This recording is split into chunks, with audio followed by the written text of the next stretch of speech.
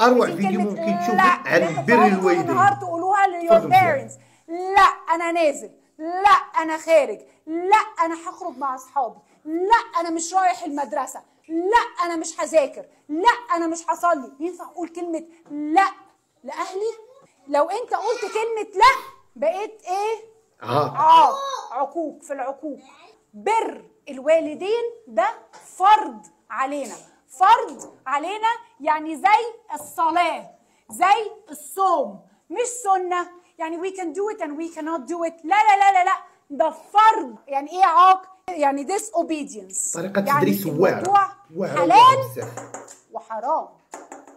لا يا بابي انا مش هسمع كلامك يا بابي. انا كده ايه؟ انا كده ايه؟ هخش الجنة؟ بعمل سيئات؟ ربنا مبسوط مني؟ بابي ومامي موجودين معايا في البيت بسمع كلامهم. بابي ومامي متطلقين ومش موجودين وانا عايش مع مامي او انا عايش مع بابي، برضو فرض عليك ان انت تسأل على ابوك وفرض عليك ان انت تسأل على امك. بس اسأل يعني الو هاي بابي ازيك يا حبيبي، انا بس كنت عايزه اسال عليك، انت كويس؟ طيب خلاص اوكي انا بس كنت عايزه اسال وخلاص. بابي انت محتاج حاجه؟ طب انت صحتك كويسه؟ عايز ميديسن؟ عايز ماي هيلب في حاجه؟ عايزني اجي اقعد معاك؟ انت زهقان؟ تيجي نخرج مع بعض نعمل حاجه مع بعض؟ ينفع ابقى انا قاعد وانا الحمد لله ربنا مديني صحه وجسم وباور، انا ستيل يونج، واقعد انده يا مامي انا عايز كوبايه ميه؟ ينفع؟ انت عارف انه ده يعتبر من العقوق وان انت كده عاق.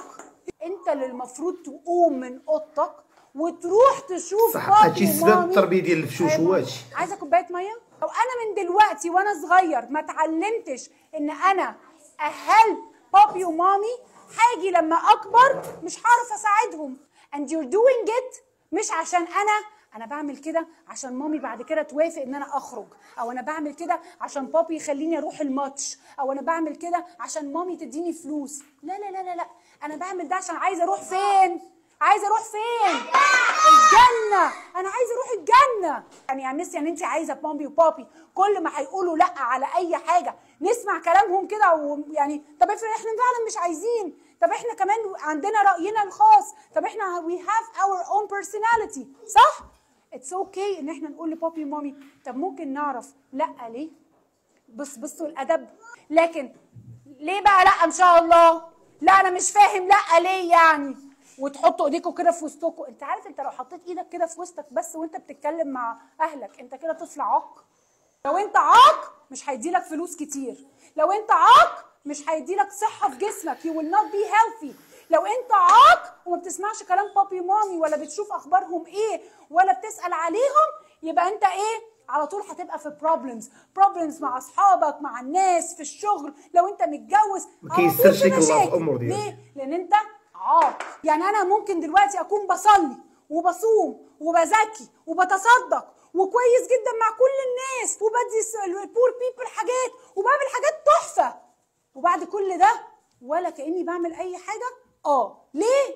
عشان انت مش بتبر اهلك. الطريقه ديال التدريس طالع النيفو ديالها بزاف بزاف بزاف، كنحتاجوها. ما كرهناش تكون في جميع المدارس وما كرهناش تكون عندنا في المدارس المغربيه ان يكون حصه بهذه الطريقه هذه اللي كيوصل فيها ميساج ديال التربيه ديال الاولاد على الطريقه الدينيه وعلى احترام الوالدين وعلى احترام الناس اللي كبر منهم.